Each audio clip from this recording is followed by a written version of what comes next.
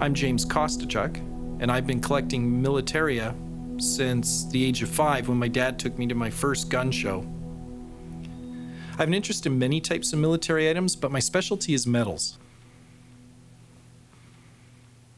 For instance, the uniform of Sir Daniel Hunter Macmillan, Lieutenant Governor of Manitoba from 1899 to 1911. His medals reveal that he served in the Fenian raids in the 1860s, that he came west to Red River in 1870, and that he commanded troops from Winnipeg when Riel returned to the Northwest in 1885. The tunic also has the medal of the KCMG, or Knight Commander of St. Michael and St. George, which he received from King Edward VII in 1902 when he was knighted. I frequently get calls from people who find something in an attic or a basement, or maybe it's a family heirloom, and they just want to know something about it. One of my favorite places to go to Winnipeg when I'm looking for collectibles is Mike's General Store, because Mike has a real eye for cool collectibles.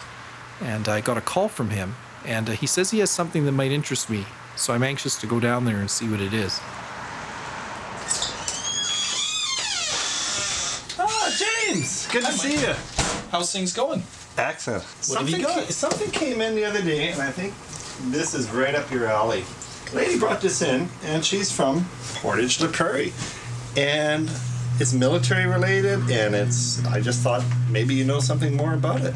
It's fantastic. It's actually a ship in a bottle, Yeah. but made by a prisoner of war, probably in Manitoba. There was a camp near Portage la Prairie. I didn't know that. Yeah, and it's interesting. It's got all the hallmarks that you'd want to see in a prisoner of war ship in a bottle. You can tell it's wartime because it's a World War II Mickey bottle. Yeah. The ship itself is a German battleship, the Bismarck. You'd know that. And it's made out of wartime materials, including steel wool that's been used for the smoke. Yeah. And the cork is wrapped in tinfoil. Of course, in that time period, they had screw tops, but they put a cork in, and to make it fit better, they used tinfoil. And these were used as, well, something to while away the time while you're a prisoner, but they could also trade them for things that they wanted to have in the camp. So it's a real piece of interesting Manitoba history. So it's got a local history and a military tie to it. Absolutely. It's a really neat collectible.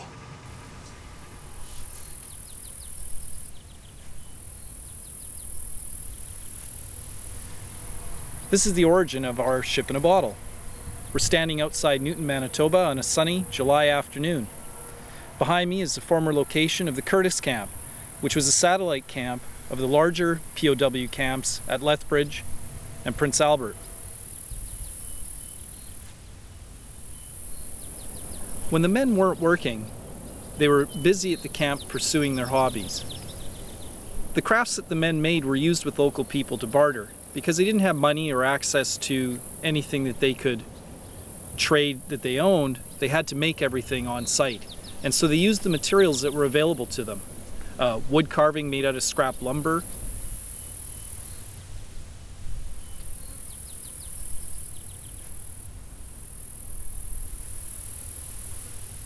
Paintings done on the back of a birch tree.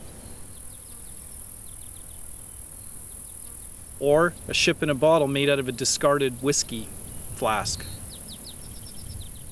There are so many interesting things hidden in people's crawl spaces or attics, and I would encourage everyone to get out there and look around to see what messages you can unearth from Manitoba's past.